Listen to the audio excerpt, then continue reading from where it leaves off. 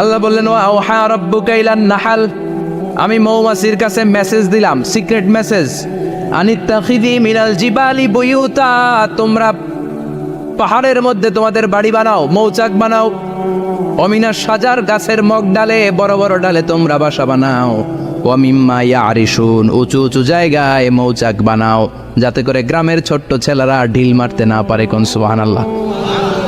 মৌমাছির আল্লাহ শিখাই দিছে। নিচু জায়গায় কোনোদিন মৌমাছির বাসা দেখবেন? নিচু জায়গায় সহজে নাগাল পাওয়া যায়, ধরা যায়। কথা কন, ডাল বেয়ে মগ ডালে ওটা লাগে মধু খাইতে চাইলে। চিল্লায় বলেন ঠিক কিনা? আল্লাহ সিক্রেট মেসেজ দিলেন আর বললেন আনিত্তাখিযি। আলেম যারা আছেন বলেন তো, ইত্তাখিযি এটা কি মুজাক্কারের সিগা না মুয়ান্নাসের সিগা?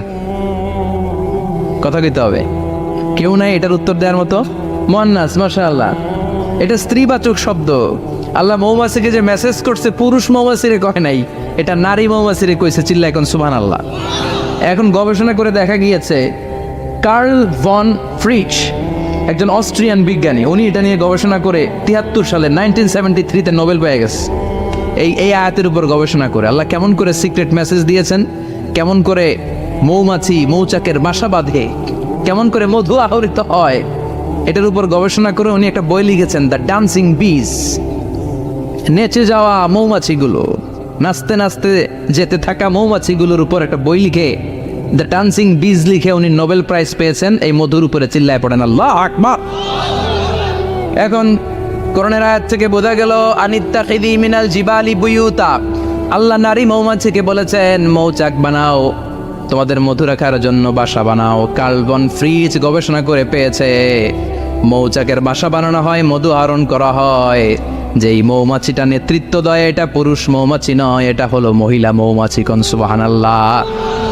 পুরো মৌচাকের মধ্যে মধু আহরণ, মধু নেওয়া, পুরো প্রসিডিউরটা সারার জন্য কোনো পুরুষ মৌমাছি লিডিং দেয় না, লিডিং দেয় একটা নারী মৌমাছি, স্ত্রী মৌমাছি। এজন্য ইত্তাখিয, ম্যাসকুলিন জেন্ডার ইউজ না করে আল্লাহ বলেছেন ইত্তাখিযি। নারী মৌমাছিকে আল্লাহ অ্যাড্রেস করে বলেছেন যাও মৌচাক বানাও আর এটার মধ্যে মধু আহরণ করো। চিল্লায় পড়েন আল্লাহু আকবার। আল্লাহ বললেন ইত্তাখিযি মিনাল জিবালি বুয়ুতা, পাহাড়ের মধ্যে ঘর বানাও, মিনাস সাজার গাছের বড় ডালের মধ্যে ঘর বানাও, ওয়া মিম্মা ইয়ারিশুন, উঁচু উঁচু জায়গায় ঘর বানাও। উনি গবেষণা পেয়েছেন এই মধুর মধ্যে অসাধারণ কিছু ন্যাচারাল অ্যান্টিসেপটিক আছে। কি আছে? Natural antiseptic. এটার নাম হচ্ছে প্রপিলিস।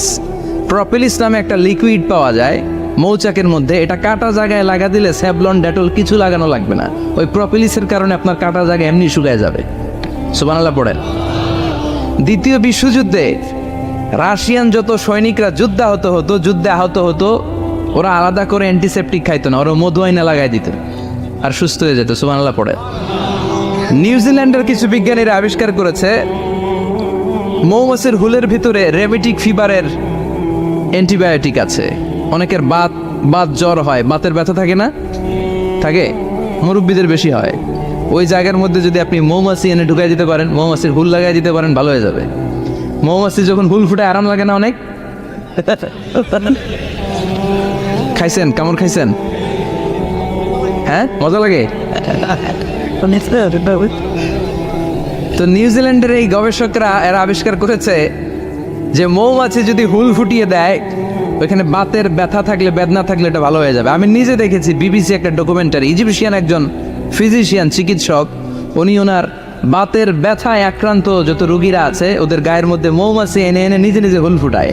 তো রুগী চিৎকার মারে, ও মাগো, ও আল্লাহ গো, কিন্তু একদিন পরে ব্যথা নাই, আর কই ভালো হয়ে গেছি। সুবহানাল্লাহ কইবেন না? তো এই জন্য এই কার্ল ভন ফ্রিজ 1973-তে দ্য ডান্সিং বিজ লেখে গোটা বিশ্বকে তাক লাগিয়ে দিয়েছে। তার গবেষণার প্রতিটি পয়েন্ট কোরআনের আয়াতের সাথে মিলে যায়। চিৎকার করে পড়েন আল্লাহু আকবার। এই যে আমরা মধু খাই, এই মৌচাকের ভেতরে অন এন অ্যাভারেজ অ্যারাউন্ড 60,000 মৌমাছি থাকে। 3 ভাগে, একটা হচ্ছে কুইন বি, একটা মেল বি, আর একটা হচ্ছে ওয়ার্কার বি। একটা থাকে রানী মৌমাছি, এর নেতৃত্বে সবাই চলে। আর একটা থাকে মেল বি, পুরুষ মৌমাছি, বংশ বাড়ানোর জন্য এদের কাজে লাগে। আর সব হচ্ছে ওয়ার্কার বি, সবাই কাজ করে। আল্লাহ বললেন সুম্মা কুলি মিন কুল্লি সামারাত ফাসলুকি সুবুলা রাব্বিকি যুলুলা। আল্লাহ সিক্রেট মেসেজ দিয়ে বললেন গাছের উপরে বাসা বাঁধ, পাহাড়ের উপরে মৌচাকের বাসাবাদ, উঁচু উঁচু জায়গায় তোমরা তোমাদের বাসা বাঁধো। সুম্মা কুলি মিন কুল্লি সামারাত, এরপর এলাকার যত মিষ্টি মিষ্টি ফুল আছে, ফল আছে, ওখান থেকে রস নিয়ে আসো। সুবহানাল্লাহ। পুষ্পরস সংগ্রহ করে মধুগুলো, এটার বলে sweet nectar. They collect the sweet nectar from the flowers.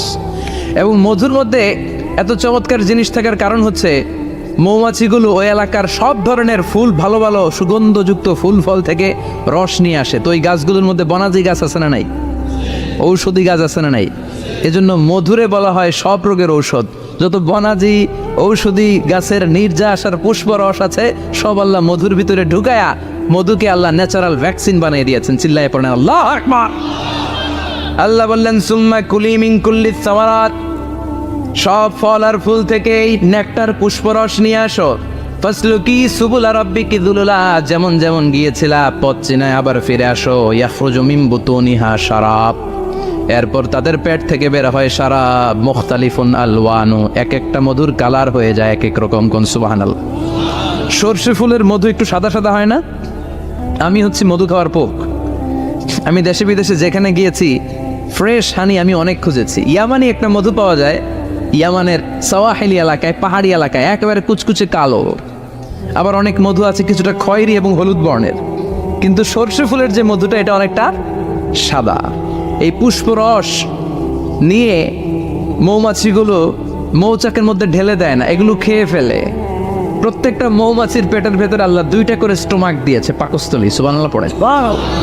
এটাই কার্ল ভন ফ্রিচ দ্য ডান্সিং বিজ বইয়ের মধ্যে লিখেছে গবেষণায়, যে 2টা পাকস্থলী। একটা পাকস্থলী দিয়ে মৌমাছি খায়, নিজে খেয়ে বাঁচে, আরেকটা পাকস্থলী দিয়ে এই ফ্লাওয়ার নেক্টার পুষ্পরস সংগ্রহ করে ওই পাকস্থলীতে রাখে। ওই পাকস্থলীর ভেতরে আল্লাহ একটা ন্যাচারাল এনজাইম দিয়েছেন, ওই এনজাইমের সাথে ওই পুষ্পরসটা মিক্সড হয়। তারপরে আরেকটা টিউব আছে, ওই টিউব দিয়ে মৌমাছি যে সে বাসার মধ্যে মৌমাছি যে সেখানে সাপ্লাই করে দিয়ে আসে, মধু ঢুকিয়ে দিয়ে আসে। চিল্লায় পড়েন সুবহানাল্লাহ। তার মানে বিষয়টা এমন না ফুলের রস নিয়ে মৌচাকের দিয়ে আসলো, ফুলের রস সে নেয়, তার স্পেশাল একটা স্টোমাকের মধ্যে ঢুকায়, সেখানে এনজাইম দিয়ে পাচক রস দিয়ে আল্লাহ এটাকে সমৃদ্ধ করে দেয়। তারপর আলাদা একটা নল দিয়ে টিউব দিয়ে মৌচাকের ভেতরে ঢুকিয়ে দেয়। কোন সুবহানাল্লাহ। কি অসাধারণ পদ্ধতিতে আল্লাহ মধু বানালেন। আর কি সুন্দর মধু হাতের মধ্যে লয়া জিব্বা দিয়া চাটে আর গান গায়, মধু হই হই বিষা বাইলা। আছে না নাই? আল্লাহ শুকরিয়া নাই? মধু খায় আর গান গায়, মধু হই হই বিষা বাইলা, অনহারণে ভালোবাসার দাম নদিলা। আছে না নাই? ডাকাই তাই মধু খেয়ে শুকরিয়া করতে হবে কার? বসো, চিৎকার করে বলেন শুকরিয়া করতে হবে কার? আল্লাহ বললেন ইয়াখরুজু মিন বুতুনিহা, এটা মধু সরাসরি চলে আসে না, ওর পেট থেকে বের হয়। মুখতালিফুন আলওয়ানুহু, বিভিন্ন রঙের মধু আছে না নাই? ব্ল্যাক কালারের মধু হয়, হোয়াইট হানি হয়, অর্গানিক হানি হয়, ক্রিমড হানি হয়। কত ধরনের মধু যে আল্লাহ পৃথিবীতে রেখেছে তার ইয়ত্তা নাই। এরপর আল্লাহ বললেন ফিহি শিফাউন লিন্নাস, মধুর ভেতরে শিফা দিয়েছে কে? এজন্য বিশ্বনবীর খাদ্য তালিকার মধ্যে মধু আছে না নাই? বিশ্বনবী সুগন্ধযুক্ত ওলা মধু খেতেন, দুর্গন্ধযুক্ত ওলা কোনো মধু মুখে নিতেন না। সুবহানাল্লাহ। বিশ্বনবীর জামানায় মাগাফির নামে একটা মধু ছিল, দুর্গন্ধযুক্ত, এটা কখনো বিশ্বনবী মুখে নিতে চাইতেন না। সুগন্ধযুক্ত মধু সবসময় বিশ্বনবী খেতেন। বিশ্বনবীর স্ত্রীরা এই সুগন্ধিযুক্ত মধু বোতলের মধ্যে প্রিজার্ভ করে রাখতেন বিশ্বনবীকে দেওয়ার জন্য। বিশ্বনবী প্রাণ ভরে এগুলো পান করতেন। সুবহানাল্লাহ। বিশ্বনবী যে সমস্ত খাদ্যগুলো পছন্দ করতেন হাদিসে এসেছে, বিশ্বনবী রুটি খেতেন, খেজুর খেতেন, খেজুর, খেজুর চিনেন? বালাহ, তামার, দুধ খেতেন, এই মধু খেতেন, জব খেতেন, বার্লি খেতেন, লাউ খেতেন, রুম্মান, ডালিম ফল, আনার ফল, আনার চিনেন? আনার, এই আনার খেতে পছন্দ করতেন বিশ্বনবী। মাশরুম খেতেন, মাশরুম, মাশরুম চিনেন? ব্যাঙের ছাতার মতো রেস্টুরেন্টে ইদানিং মাশরুমের স্যুপ পাওয়া যায়, এটা খাবেন। যাদের চোখের জ্যোতিতে সমস্যা, দৃষ্টিতে সমস্যা, খাবেন। হাদিসে এসেছে আল কামআতু মিনাল মান ওয়া মাউহা শিফাউন লিল আইন। মাশরুম হলো মান্না সালোয়ার মতো খাবার। মাশরুমের স্যুপ যারা খাবে, চোখের জ্যোতি যাদের কম তাদের চোখের জ্যোতি বাড়িয়ে দিবে কে? বুখারীর বর্ণনা, কানা রাসূলুল্লাহ ইউহিব্বুল হালাওয়া ওয়াল আসাল, বিশ্বনবী মিষ্টান্ন খেতে বড্ড পছন্দ করতেন, আবার বিশ্বনবী বেশি বেশি মধু খেতে পছন্দ করতেন। সুবহানাল্লাহ। কোরআনে দুইটা জিনিসের ক্ষেত্রে আল্লাহ শিফা যোগ করেছেন, যে দুইটা জিনিসের সাথে সম্পৃক্ত হলে শিফা। এক হচ্ছে কোরআন পড়লে শিফা, অনুনাজ্জিলু মিনাল কোরআনি মা হুয়া শিফা। আবার কোরআনে এই আয়াতের ক্ষেত্রে বলা হয়েছে শিফা ফিহি শিফাউন লিন্নাস। এজন্য সাইয়েদনা ইবনে মাসউদ এই উম্মাকে উদ্দেশ্য করে বলেছেন, আলাইকুম বিশিফাইন, তোমাদের উচিত দুইটা জিনিস থেকে শিফা নেয়া। এক হলো কোরআন, দুই হলো আসাল মানে মধু। কোন সুবহানাল্লাহ। কোরআন তেলাওয়াত করলে অসুস্থরে সুস্থ করে দেয় কে? সূরা ফাতিহা তেলাওয়াত করলে অসুস্থকে সুস্থ বানিয়ে দেয় কে? আবার মধু খেলে সুস্থ বানিয়ে দেয় কে? মধু খেয়ে প্রশংসা করবেন কার? নাকি মধু হই হই বিষাবাইলা বলবেন এগুলো কখনো? খাঁটি মধু খেতে হবে। খাঁটি মধু চিনার উপায় হচ্ছে এটাতে পিঁপড়া জমে না, এটা ফ্রিজে রাখলে জমাট বাঁধে না, এটাতে দুর্গন্ধ হয় না। এক গ্লাস পানির মধ্যে এক ড্রপ মধু ছেড়ে দিলে এটা পানির সাথে না মিশে একেবারে নিচে চলে যায়। খাঁটি মধু খেতে হবে। তাহলে ফিহি শিফাউন লিন্নাস, কত কিছু দিয়ে জানলে এটাকে সমৃদ্ধ করেছেন। এটার মধ্যে গ্লুকোজ আছে, এটার মধ্যে সুক্রোজ আছে, ফ্রুকটোজ আছে, প্রোটিন আছে, মিনারেলস আছে, ক্যালসিয়াম আছে, ভিটামিন আছে। খাইলেই শরীর গরম হয়ে যায়। সুবহানাল্লাহ। এজন্য শীতকালে বেশি বেশি খাবেন, জাম্পাল লাগবে না। শীতকালে মধু খেয়ে রাত্রেবেলায় বের হবেন, আর মাফলার পেঁচিয়ে বেরোয়া লাগবে না। সুবহানাল্লাহ পড়েন। তার মানে আল্লাহ বললেন ইয়াসিন ওয়াল কোরআনিল হাকিম, বিজ্ঞানময় কোরআনের কসম।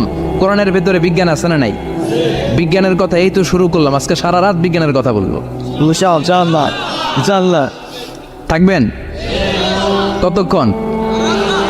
হ্যাঁ, স্লোগান দেন লিল্লাহি তাকবীর।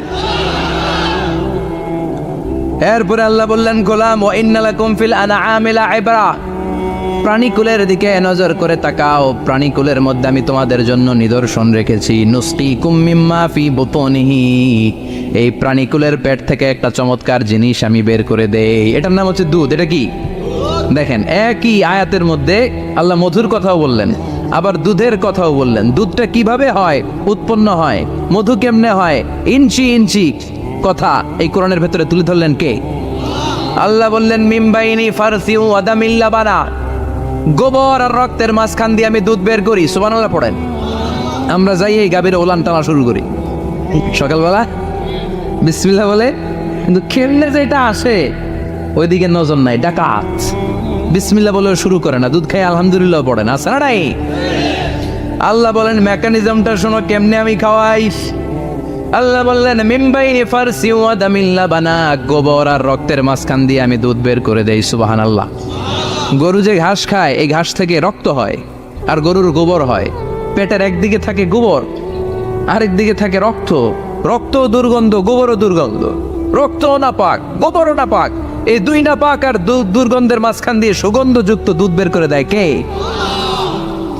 আল্লাহ বললেন মিমবাইনি ফারসিউ আদামিল লাবানা, গরু যে খাবারগুলো খায় ওই খাবারের এক পাশ দিয়ে গোবর হয়ে যায় আর এক পাশ দিয়ে রক্ত হয়ে যায়, মাঝখান দিয়ে দুধ বের করে দেয় কে? What a amazing mechanism of discharging milk from animal's body. What a amazing mechanism. একদিক দিয়ে গোবর দুর্গন্ধ, আরেক দিক দিয়ে এই ঘাস খাওয়ার কারণে রক্ত হয়, মাঝখান দিয়ে দুধ বের হয়ে যায়। সুবহানাল্লাহ। আবার বাছুর ছাড়া দুধ পাওয়া যায় না। গাভী আছে কার কার? হাত তোলেন তো। বাছুর ছাড়া দুধ পাওয়া যায়? শুধু গাভী, বাছুর নাই, দুধ আসবে? আবার এই যে বিশাল বড় ওলান, 20 কেজি দুধ দেয় প্রতিদিন, এই ওলান কাটলে দুধ পাওয়া যায়? এক ফোঁটা দুধও ওলানটা কেটে টুকরা টুকরা করলে আপনি পাবেন না। এটা আলাদা মেকানিজম। এটা ভিতর থেকে একটা নির্যাস। বাছুর নিয়ে দুইটা ঢু মারবেন, ওই নির্যাস দিয়ে দুধ বেরোতে থাকবে গোবর আর রক্তের মাঝখান দিয়ে। চিৎকার করে পড়েন আল্লাহু আকবার। এজন্য বিশ্বনবী বলতেন বেশি বেশি দুধ খাও। দুধ হলো সুষম খাদ্য। পৃথিবীতে আবিষ্কৃত যত খাবার আছে, দুধের চাইতে ভালো খাবার আছে নাকি? কথা কন। মানুষ পানি খেয়ে 3-4 দিন বাঁচে জানেন, আর পানির মধ্যে লবণ দিলে 7-8 দিন বাঁচতে পারবেন। আর দুধ পাইলে আজীবন বাঁচবেন। দুধ খেয়ে যদি হজম করতে পারেন, দুধ খেয়ে হজম করতে পারলে আজীবন বেঁচে যাবেন। সুষম খাদ্য। বিশ্বনবী যে রাতে মেরাজে যাবেন, সিদরাতুল মুনতাহা পার হওয়ার পরে বিশ্বনবীর পরীক্ষা শুরু হলো। বিশ্বনবীকে বুখারীর বর্ণনা 3টা গ্লাস দেয়া হলো। কাদাহ ফিহি লাবান, এক গ্লাসের মধ্যে দুধ ছিল। ওয়া কাদাহ ফিহি আসাল, আরেক গ্লাসের মধ্যে ছিল মধু, আরেক গ্লাসের মধ্যে ছিল মদ। কাদাহুন ফিহি খামার। বিশ্বনবীকে 3টা গ্লাস দিয়ে বলা হলো, নবী চুজ করেন কোনটা নেবেন। এক গ্লাসে মধু, আরেক গ্লাসে দুধ, আরেক গ্লাসের মধ্যে বিশ্বনবীকে দেয়া হলো মদ। বিশ্বনবী বললেন যে এই গ্লাসের ভেতরে দুধ আছে, আমি ওই পেয়ালাটা নিলাম। সাইয়েদনা জিব্রাইল বললেন, ইয়া রাসূলুল্লাহ আখাস্তাল ফিতরা, আপনি যেমন নিছেন তেমন। সুবহানাল্লাহ কইবেন না? বিশ্বনবী দুধ খেতে পছন্দ করতেন, আর বিশ্বনবী বলতেন আলাইকুম বি আলবানিল বাকার, বেশি বেশি গরুর দুধ খাবা। ফাইন্নাহা তুরাম্মু মিনাল আশজার, কেননা এটা সবুজ লতা পাতা ঘাস পাতার নির্যাস। গরু কি খায়? ঘাস খায় না? এই ঘাসের নির্যাস হচ্ছে দুধ। বিশ্বনবী বলতেন বেশি বেশি দুধ খাবা। ফিহি শিফা, এর মধ্যে শিফা আছে। ফি লাবানিহা শিফা ওয়া লুহুমিহা দা, গরুর দুধে আছে শিফা, গরুর গোশতের মধ্যে আছে রোগ। সুবহানাল্লাহ। কত বড় ফিলোসোফার বিশ্বনবী। বিশ্বনবী বলে গিয়েছেন গরুর দুধ বেশি খাও, কিন্তু গোশ বেশি খাইও না। আর আমরা গরুর গোশ পাইলে কোপায় ফেলাই। সাদা ভাত আর ঝাল গরুর মাংস যদি হয়, ওই যে অনেকের জিহ্বায় পানি চলে আসছে। সুবহানাল্লাহ কইবেন না? বিশ্বনবী বলতেন দুধ খাও, গোশ খাইও কম। গরুর গোশত কম খাবা, গরুর দুধ বেশি খাবা, সুস্থ রাখবে কে? আবার বিশ্বনবী মায়েদেরকে বলেছেন, ও মায়েরা, সন্তান হওয়ার পরে 2 বছর দুধ খাওয়াবা। আল্লাহু আকবার। والوالدات يرضعن أولادهن حولين كاملين لمن أراد أن يتم الرضاعة। সন্তান যারা পেয়েছো মায়েরা, বোনেরা, 2 বছর দুধ খাও, সন্তানকে সুস্থ রাখবে কে? আল্লাহ। বাচ্চা ডেলিভারির পরপরই আল্লাহ তাআলা মায়ের বুকে একটা দুধ দেয়, এটাকে বলে শাল দুধ। এটা হচ্ছে বাচ্চার জীবনের প্রথম প্রাকৃতিক টিকা। সুবহানাল্লাহ কয় না? এটা বেবির জীবনে ন্যাচারাল প্রাকৃতিক টিকা, প্রতিষেধক আল্লাহ দিয়ে দিয়েছে। আপনার বাচ্চাকে টিকা দিন, স্লোগান আছে না? 5টা 7টা টিকা দেওয়া লাগে, প্রথম টিকাটা আল্লাহ নিজেই ফ্রি দিয়ে দিছে। এটা শাল দুধের ভেতরে পাওয়া যায়। এজন্য বাচ্চাকে শাল দুধ খাওয়াতে হবে। তার ব্রেনের গ্রোথ হবে, সে শক্তিশালী হবে, সে দেশপ্রেমিক হবে, সে আল্লাহওয়ালা হবে। চিল্লা এখন ঠিক কিনা? যে মায়েরা বাচ্চারে দুধ খাওয়ায়, ওই বাচ্চারা মায়েরে ভালোবাসে বেশি। আর যেই মা গুলো বাচ্চারে দুধ না খাওয়ায় আর ডানু খাওয়ায়, আর কি কি আছে? হরলিক্স আর সিরালেক, কমপ্লিট। যারা এগুলো খাওয়াবে, ডানু খাওয়াবে, যারা ল্যাকটোজেন খাওয়ায়, যারা বুকের দুধ খাওয়াতে চায় না কোনো কারণ ছাড়া, 2 বছর বাচ্চারে দুধ দিতে চায় না, এই বাচ্চাগুলো বড় হলে ওই মারে বৃদ্ধাশ্রমে দিয়ে আসবে। কথা কন, কথা কন। এজন্য মায়েরা, বোনেরা, সন্তান হলেই তাকে বুকের দুধ দিয়ে আল্লাহর পক্ষ থেকে যে টিকাটা, এই টিকাটা পেটের ভেতরে ঢুকাই দিতে হবে। চিল্লা এখন ঠিক কিনা? এটা হচ্ছে ন্যাচারাল টিকা। এজন্য আল্লাহ বললেন ইয়াসিন ওয়াল কোরআনিল হাকিম। ইয়াসিন, বিজ্ঞানময় কোরআনের শপথ। কোরআনের মধ্যে বিজ্ঞান আছে না নাই? অভাব নাই। কয়টা শুনবেন? আল্লাহ কসমোলজির কথা বলেছে, অ্যাস্ট্রোলজি কথা। কসমোলজি হচ্ছে সৃষ্টি তত্ত্ব। কসমোলজি কি? সবাই বলেন কসমোলজি কি? আল্লাহ বললেন আওয়ালাম ইয়ারাল্লাযীনা কাফারু আন্নাস সামাওয়াতি ওয়াল আরদা কানাতা রাতকান ফাফাতাকনাহুমা। কাফেররা কি দেখে না মহাবিশ্বের সব কিছু একসাথে মিলে ঝিলে ছিল, বিশাল এক বিস্ফোরণের মাধ্যমে আমি মহাবিশ্ব তৈরি করেছি। সুবহানাল্লাহ। আদিতে, শুরুতে কিন্তু সব আকাশ, বাতাস, জমিন, চন্দ্র, সূর্য, নক্ষত্র, গ্রহ, নীহারিকা পুঞ্জ, গ্যালাক্সি, ব্ল্যাক হোল, সব কিছু মিলেমিশে একসাথে ছিল। এটার ঘনত্ব ছিল খুব বেশি। মহাবিশ্বের সব কিছু ছিল একটা বিন্দু। এটাকে বিজ্ঞানীরা নাম দিয়েছে দ্য সিঙ্গুলারিটি, মহা একত্ব। এরপর একটা প্রচন্ড বিস্ফোরণের মধ্য দিয়ে মহাবিশ্ব সৃষ্টি হয়েছে। এটার ওরা নাম দিয়েছে বিগ ব্যাং থিওরি। কি নাম? স্টিফেন হকিং মারা গেছে না গত বছর নাকি? হ্যাঁ, বছর খানিক আগে মারা গিয়েছে। সবচেয়ে বড় পদার্থবিজ্ঞানী ছিল। সে একটা বই লিখেছে, from the brief history of time, a brief history of time from big bang two black hole. সেখানে সে প্রমাণ করেছে কোরআনের এই আয়াত, কানাতা রাতকান, মহাবিশ্বের সবকিছু একটা বিন্দু ছিল। চাঁদ, সূর্য, গ্রহ, তারা সব কি ছিল? কথা বলেন, সবাই বলেন। একটা মাত্র বিন্দু ছিল। আল্লাহ বলেন, don't the disbeliever observe that the heavens and earth were joined together, then I separated with a gigantic sound. Explosion. সব একসাথে ছিল, চাঁদ তারা আকাশ নদী নালা সব একসাথে। তারপরে একটা বিকট বিস্ফোরণের মধ্য দিয়ে পৃথিবী হয়েছে, এ চাঁদ হয়েছে, চন্দ্র হয়েছে, সূর্য হয়েছে, মহাবিশ্বের সব কিছু এ মহাবিস্ফোরণের মধ্য দিয়ে হয়েছে। চিৎকার করে পড়েন আল্লাহু আকবার। এই যে ছোট্ট পৃথিবীতে আমরা বসে আছি, এই পৃথিবীর চেয়ে সূর্য 13 লক্ষ গুণ বড়। চিল্লায় পড়েন আল্লাহু আকবার। এটা কি বাড়ির কাছের কথা? 13 লক্ষ গুণ বড়, কল্পনা করা যায়?